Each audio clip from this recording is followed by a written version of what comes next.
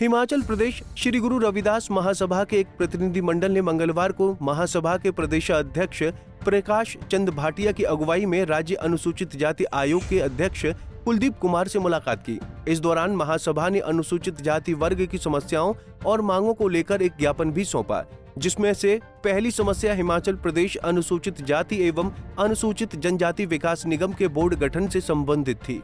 प्रतिनिधि मंडल ने बताया कि वर्तमान सरकार को बने 2 वर्ष से अधिक हो चुके हैं, लेकिन अभी तक बोर्ड का गठन नहीं किया गया है। इससे निगम के कार्य बाधित हो रहे हैं। वहीं दूसरी प्रमुख मांग में प्रतिनिधि मंडल ने विशेष कंपोनेंट प्लान और अनुसूचित जनजाति उपयोजना के प्रभारी क्रियान्वयन पर चिंता जताई। उन्होंने कहा कि हिमाचल प्रदेश में वर्ष 2011 में अनुसूचित जाति उपयोजना के लिए जनसंख्या के अनुपात के अनुसार 25% राशि प्रस्तावित की गई थी, लेकिन ये राशि ना तो सही मायनों में विकास कार्यों पर खर्च हो पा रही है और न ही इसके अनुपात को बढ़ाया गया।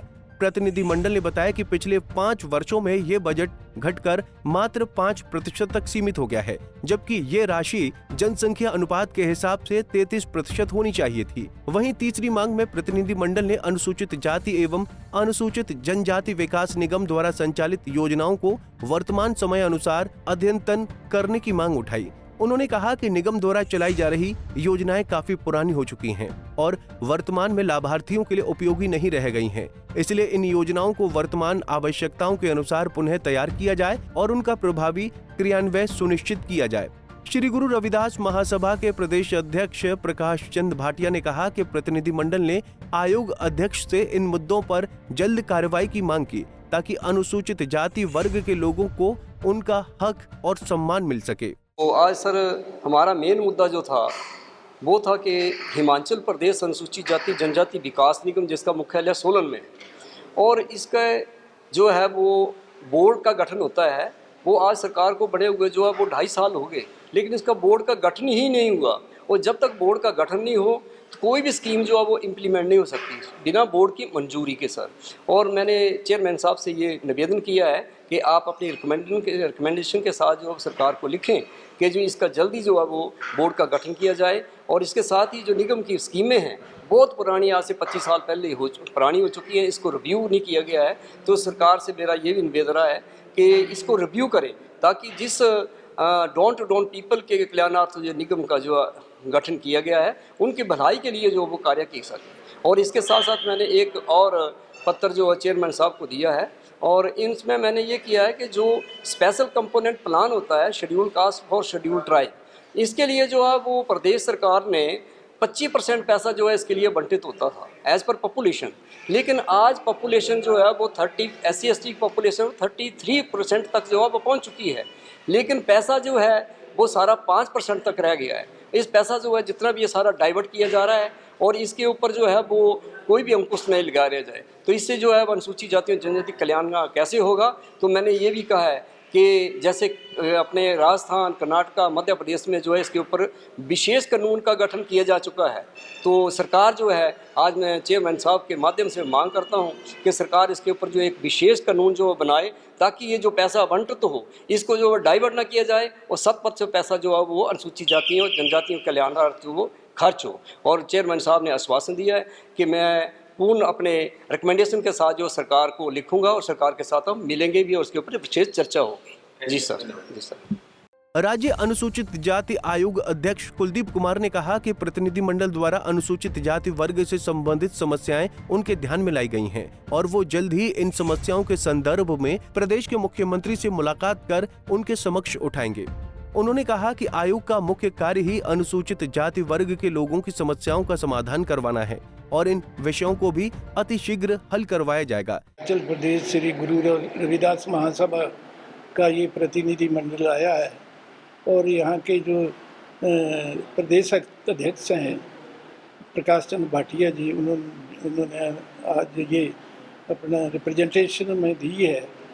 बहुत उनकी जायज़ मांगे हैं और ये जो जायज़ मांगे हैं, एक तो ये है जो हमारा SC कॉरपोरेशन है, SC/ST कॉरपोरेशन सोलन का जो ऑफिस है, उसका जो अभी तक कई दिनों से जो है बोर्ड का गठन नहीं हुआ, और बोर्ड का गठन नहीं होने की वजह से जो अब उसका पर्पज़ है, उसका जो मेन कार्य है कॉरपोरेशन का कि लोन देने हैं। तो लोन जो देने हैं वो बोर्ड अगर गठित नहीं है तो वो काम जो है बिना बोर्ड से नहीं होता है।